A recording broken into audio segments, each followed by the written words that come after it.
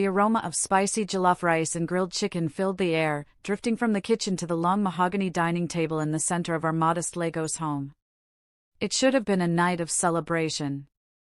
After years of late nights, endless studying, and battling doubt, I had finally achieved something extraordinary. I was now a qualified doctor. As I adjusted the collar of my freshly pressed blouse, I rehearsed in my head how I would break the news to my family. My heart thumped with excitement, yet somewhere deep down, unease gnawed at me. Family dinners had always been complicated, ever since my younger sister, Tiniola, became our mother's pride and obsession. Growing up, Tenny had always been the beautiful one, light-skinned, tall, with a voice that could melt hearts. She was the child everyone noticed at family gatherings. Meanwhile, Kemi, was the quiet one, the bookworm with thick glasses and a knack for blending into the background.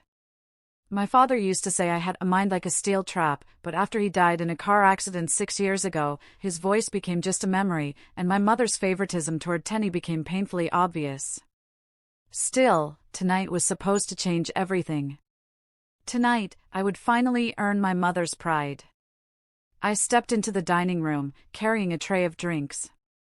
Mom was already seated at the head of the table, dressed in a golden lace wrapper that shimmered under the light. Tenny sat beside her, scrolling on her phone, her nails freshly manicured and her lips painted a deep red. "You're late, Kemi," Mom snapped without looking up.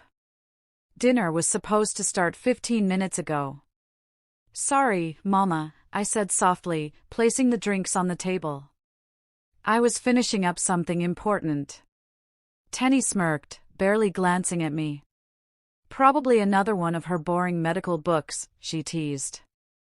I forced a polite smile, determined not to let her get under my skin. "Actually, I have an announcement," I said, trying to keep my voice steady. At that, Tenny finally looked up, curiosity flickering in her eyes. Mom sighed impatiently and gestured for me to speak. I just got the official letter today," I began, excitement bubbling inside me. "I've been accepted as a resident doctor at Lagos General Hospital."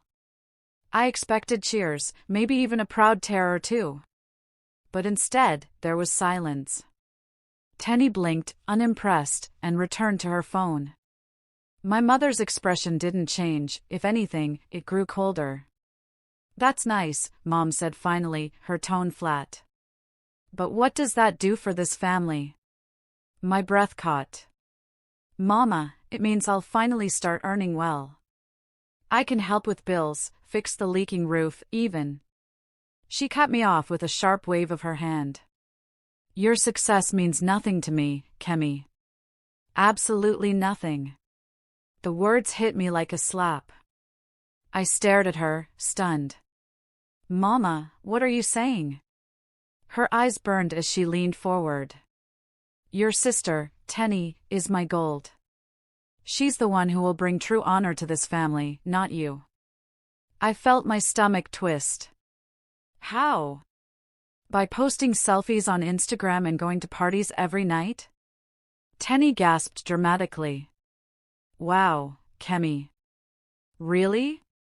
You're just jealous because people actually like me." "This isn't about jealousy." My voice rose despite my effort to stay calm. "I've worked hard for years, Mama. I've sacrificed everything. And you don't even care?" Mom slammed her palm on the table, rattling the plates. "Care? What has your so-called success brought me? You're just a doctor. Tenny, on the other hand, is about to marry a man who will lift us all to greatness." I froze. "Marry? What man?" Tenny's lips curled into a smug smile. "His name is Chaik. He's from a very wealthy family. Mama says once we're married, all our struggles will end." My heart sank. I had heard of Chaik. He was notorious for his womanizing and shady business dealings. "Mama, this is dangerous. You can't let Tenny marry that man." "Enough." Mom's voice was like a whip. "This is not up for discussion. Tenny's wedding is in 3 months. That is where our focus should be, not on your irrelevant hospital job. I felt the room spin. Irrelevant? Mama, I became a doctor to save lives, to make a difference. And I need money and status, she shouted. Do you think people respect a doctor's paycheck in this city? Chaik can buy us houses, cars, everything your father could never give me. Her words stung worse than any insult I had ever endured. My father had been a good man, a teacher who believed in honest work. To hear her speak of him with such disdain broke something inside me. Mama, this isn't right, I whispered. You're pushing Tenny into a life that could destroy her. Tenny rolled her eyes. Stop acting like you care about me. You just don't want me to have a better life than you. I stared at her, speechless. How had we become so twisted, so divided? The rest of dinner passed in tense silence, broken only by the clinking of cutlery and Tenny's occasional giggle at her phone. When it was over, I retreated to my room, tears burning my eyes. As I sat on my bed, memories flooded back, nights when Mama would praise Tenny's beauty while dismissing my achievements, times when I begged for her attention only to be ignored. I had thought becoming a doctor would finally make her see me. But now, I realized, it never would. Still, I couldn't let this wedding happen. I couldn't watch my sister be sold off like a prize goat. Even if she didn't appreciate it, I had to protect her. Over the next week, I started digging into Chaik's background. What I found chilled me to the bone. He was connected to several illegal businesses, drug trafficking, money laundering, even rumors of violence. Women who had been involved with him often disappeared or were left broken and penniless. I knew I had to confront Mama with this information. Maybe if she saw the truth, she would reconsider. But when I showed her the evidence, printed articles, police reports, testimonies, she brushed it aside. Lies, she said coldly. People are always jealous of the successful. Mama, please. I begged. If you love Tenny at all, you won't let her marry this man. She glared at me with such venom that I flinched. Don't you dare question my love. You've always been jealous of your sister, trying to ruin her happiness. Tenny, who had been listening nearby, stepped forward with tears in her eyes. Kemi, why can't you just be happy for me? Chaik loves me. I wanted to scream, to shake her until she saw the danger. But I realized then that she was too blinded by Mama's influence, and by the glittering promise of wealth, to hear me. That night, as I lay awake, I made a decision. If they wouldn't listen, I would have to act on my own. The day of Tenny's engagement party arrived, and our house was filled with laughter, music, and the smell of rich food. Guests in dazzling outfits mingled while Mama basked in the attention, her golden wrapper gleaming brighter than ever. Chaik arrived with his entourage, wearing a smug smile and handing out wads of cash like candy. Tenny clung to his arm, radiant in a sparkling gown. As I watched from the sidelines, a deep dread settled over me. This was it, the moment everything would either crumble or solidify forever. I took a deep breath, clutching a small envelope in my hand. Inside was evidence that could expose Chaik's crimes and stop the wedding. But using it would come at a cost I wasn't sure I was ready to pay. As the music swelled and Mama raised a toast to family and prosperity, I stepped forward. Mama, I said loudly, my voice cutting through the noise. We need to talk.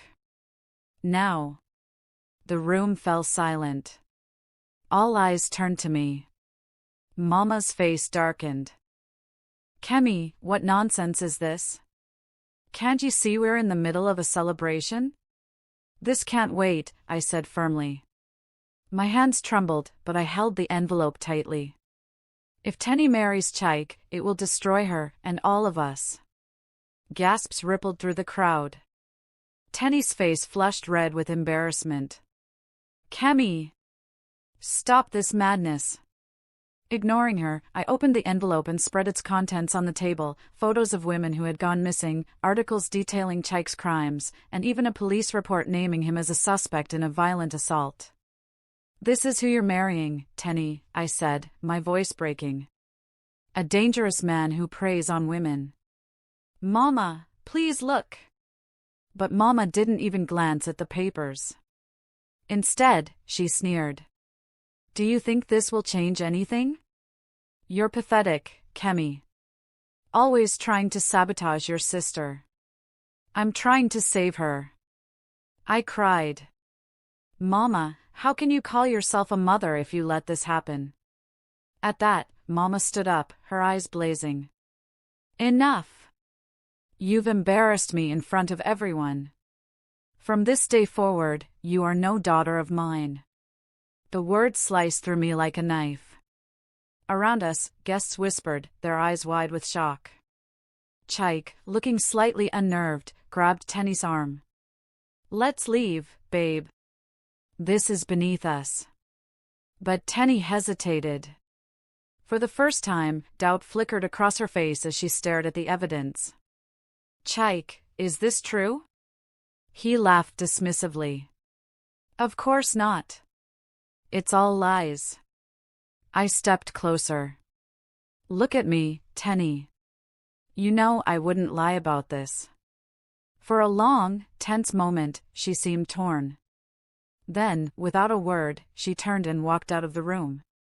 Chaik cursed under his breath and followed, while Mama collapsed into a chair, seething with rage. I stood there, shaking, as the party dissolved into chaos. Days passed in strained silence. Tenny stayed locked in her room, refusing to speak to anyone. Mama barely acknowledged my existence, her disappointment hanging in the air like a storm cloud. Then, one evening, Tenny approached me. Her face was pale, her eyes red from crying. Kemi, she whispered, you were right. I confronted Chaik, and he threatened me. Said if I ever left him, he'd make me disappear like the others. My chest tightened. Oh, Tenny. I'm so sorry for not believing you, she sobbed. I was so blinded by Mama's dreams.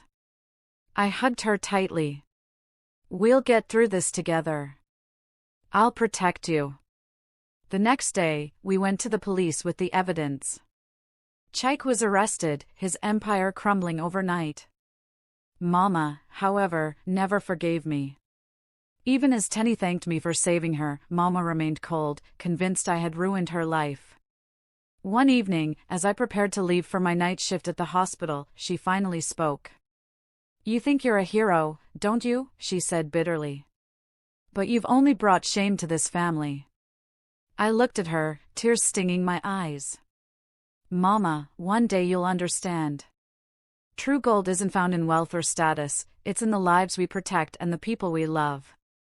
As I walked out into the night, I felt both heavy and light. I hadn't earned my mother's pride, but I had saved my sister. And in that, I found my own worth. Sometimes, doing the right thing means standing alone. And sometimes, family isn't about who shares your blood, but who stands beside you when the storm comes.